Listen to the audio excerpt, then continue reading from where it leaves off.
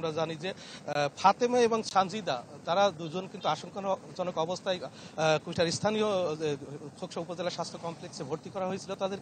তাদের কিছুক্ষণ আগে আমরা যেটি শুনেছি, সানজিদা নামের একজন কিন্তু তিনি কিন্তু মারা যায়, সেও মারা যায়। আরেকটা বিষয়, এর আগে আমরা যেটি জানি যে 3 জন মারা গিয়েছিল এবং বিশেষ করে আমরা জানি যে এরা প্রতিদিনই কিন্তু স্থানীয় যারা কুঠিপাড়া, শিমুলিয়া কুঠিপাড়া জামে মসজিদে কিন্তু তারা কোরআন পড়তে যান এবং আজ সকাল 7:30টার দিকে তারা কিন্তু কোরআন পড়ে তারা বাড়িতে, অর্থাৎ কুষ্টিয়া রাজবাড়ী যে আঞ্চলিক মহাসড়ক, সেই আঞ্চলিক মহাসড়ক কিন্তু তারা পার হচ্ছিল। ঠিক এই সময় এমন সময় আমরা দেখেছি, শুনেছি যে ঢাকা থেকে ছেড়ে আসা একটি দ্রুতগামী যে মাইক্রোবাস কিন্তু তাদেরকে চাপা দেয়, ধাক্কা দেয় এবং ঘটনাস্থলে একজন মারা যায় এবং হাসপাতালে নেয়ার পরে আরো 2 জন মারা যায় এবং সর্বশেষ কিছুক্ষণ আগে আমরা সানজিদা নামের একজন মারা যাওয়ার খবর আমরা শুনেছি। আর এই ঘটনায় আমরা দেখেছি যে স্থানীয় বিশেষ করে যারা পরিবারের স্বজনদের মধ্যে একটা হৃদয় বিদারক একটা দৃশ্যের একটা অবতারণা সৃষ্টি হয়েছে। শুধু পরিবারের স্বজনদের মধ্যেই নয়, স্থানীয় যারা এলাকাবাসীর মধ্যেও কিন্তু একটা